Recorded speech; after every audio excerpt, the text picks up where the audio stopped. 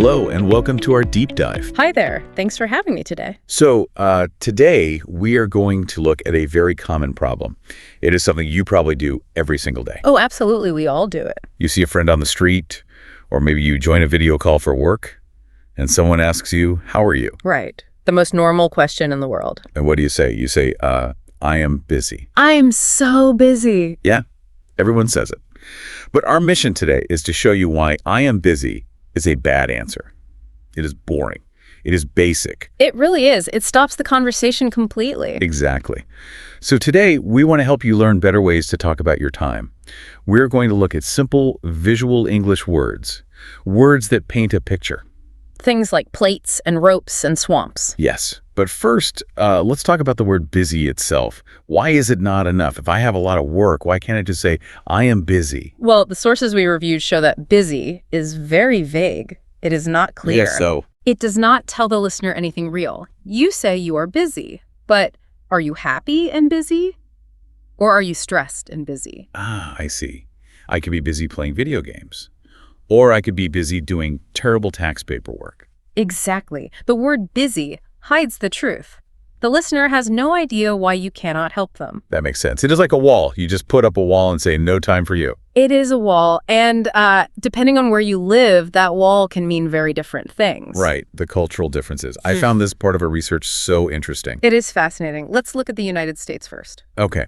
In the U.S., being busy is usually a good thing, right? Yes, very much so. In American business culture, being busy shows that you are important. You have a lot to do, so people must need you. Right. They call it hustle. If you tell an American friend, "I am so busy," they might think, "Wow, you are successful." It is like a prize.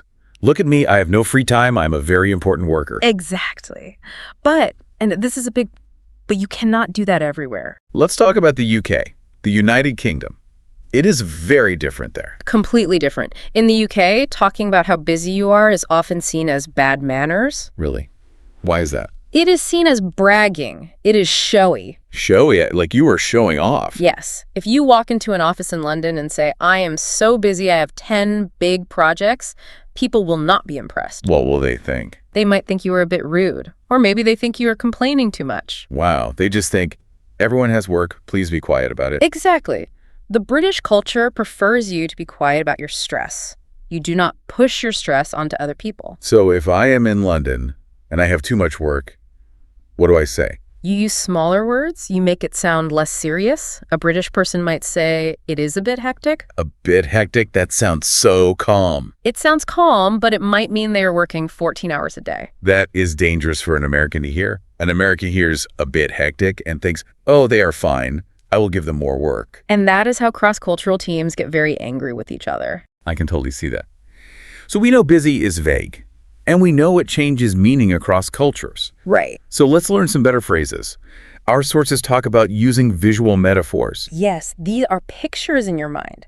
English speakers use these pictures to show exactly how their work feels. This is great for our listeners. Learning a picture is easier than learning a big vocabulary word. It really is. Let's start with the first theme, food and eating. Food. Okay, the big phrase here is, "I have a lot on my plate."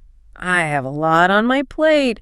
This is a very common idiom. Let's look at the origin. Where does this come from? Well, just imagine a normal dinner plate. Okay, I see a round plate on a table. That plate only has a little bit of space. If you put meat and potatoes and vegetables on it, the plate gets full. Right. You physically cannot add more food. The food will fall off the table. Exactly. So in modern English, your plate is your schedule. The food is your work. Oh, I like that. So if I say, "I have a lot on my plate," I am saying my schedule is completely full. Yes, you have many tasks. You have many responsibilities. It is a nice way to say no. It is not angry. It is just a fact. My plate is full. It is very polite. You are telling your boss, "I want to help you, but there is no more room on the plate." Okay, so that is the food picture. Let's move to the second picture. Physical restraint. Physical restraint. This means you cannot move your body. The phrase is, "I am tied up." I am tied up. When I picture this, it is kind of scary. I imagine a thick rope tied around my arms and my body. It is a strong picture. Imagine you are tied to a chair with a rope. You cannot stand up. You cannot go do another task. You are stuck. Yes. But in modern English, we use this for short periods of time. Okay, so I'm not tied up all year. No. You use this for a specific event. For example, I am tied up in a meeting. I see. The meeting is the rope. The meeting is holding me in the room. Exactly. Or you could say, I am tied up on a phone call. So if my friend asks me to get coffee right now, I say, sorry, I am tied up. Yes. It means I am not free to move right now. Ask me again later. That is very useful. Okay, now let's go to the third group of pictures.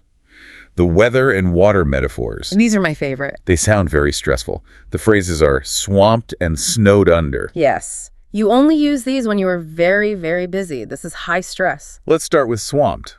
What is a swamp? A swamp is a place in nature with deep water and lots of mud. It is hard to walk in a swamp. Your boots get stuck in the mud. You move very slowly. Exactly. The mud pulls you down. So when you say I am swamped, you mean the work is pulling you down. It feels heavy. Yes. You are trying to read your emails, but there are so many. You are moving slowly. You are swamped. I feel that way every Monday morning. We all do. And what about the other one? Snowed under. Snowed under. Picture a terrible winter storm, a blizzard. Lots of snow falling from the sky. So much snow that it covers your house, it covers your car. You cannot even see the car. Right. You are buried under the snow. You have to take a shovel and dig your way out. That sounds like a lot of work. It is. In the office, the snow is usually paperwork. Oh, I am snowed under with paperwork. Yes.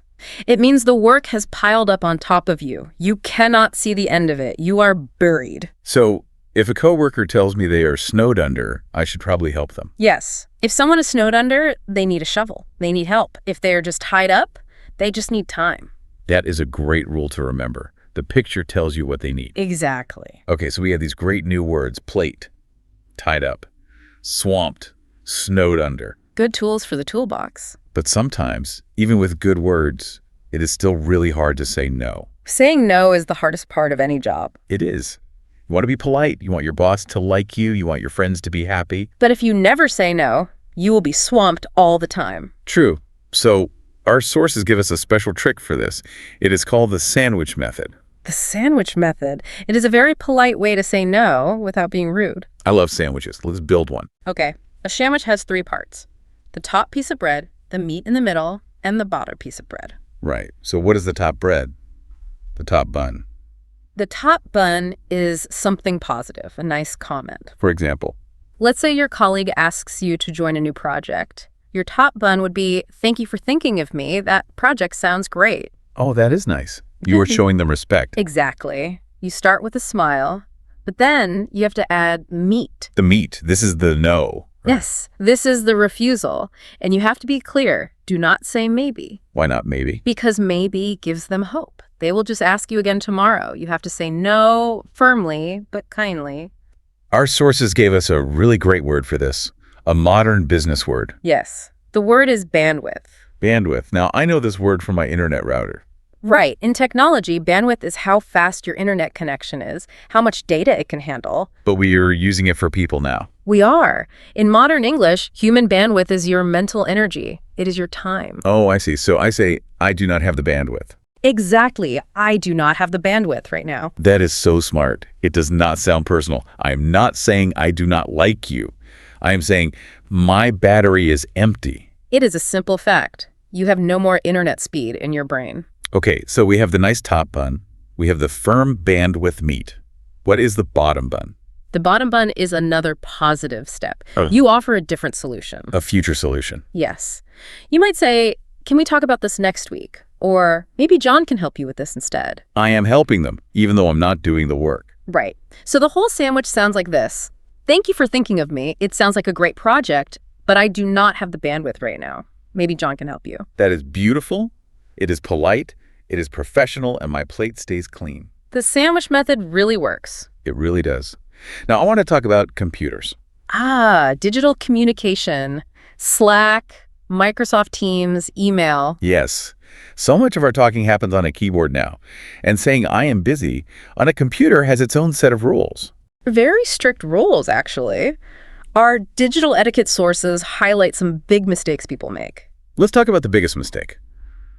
The hello rule. Oh, the no hello rule. This is so important for English learners and native speakers alike. Tell us about it, because I think I used to make this mistake. Okay, picture this. You are at your computer. You are doing deep work. You are very focused. I am typing fast. I am in the zone. Suddenly, a chat message pops up from a coworker, and all it says is, "Hello." Just hello, nothing else. Nothing else. That is terrifying. It is. What do they want? Are you in trouble? Do they have a quick question? You have no idea. So my focus is broken. I have to stop my work, type hi, what's up, and wait for them to type back. Yes. It wastes time. It is very bad manners in the modern office. So how do we fix it?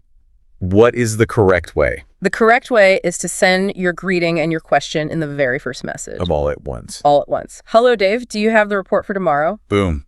Done. Exactly. Now, Dave can read the whole message. He knows he is not in trouble. He can finish his deep work and answer you later. You are respecting his bandwidth. Yes.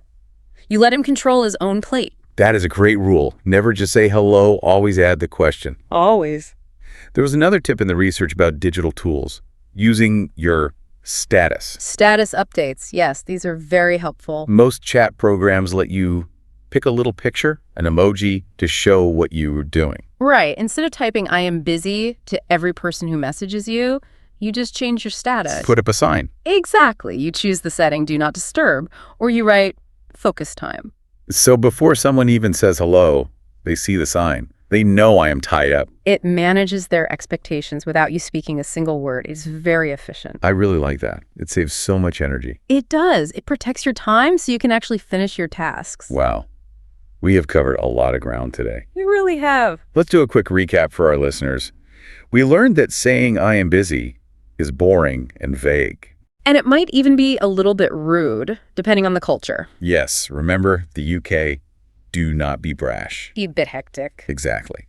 Then we learned 3 big visual pictures to use instead. First, the dinner plate. I have a lot on my plate. Meaning I have many tasks and no more room. Second, the rope. I am tied up. Meaning I am stuck in a meeting right now. I cannot move. And third, the swamp in the snow.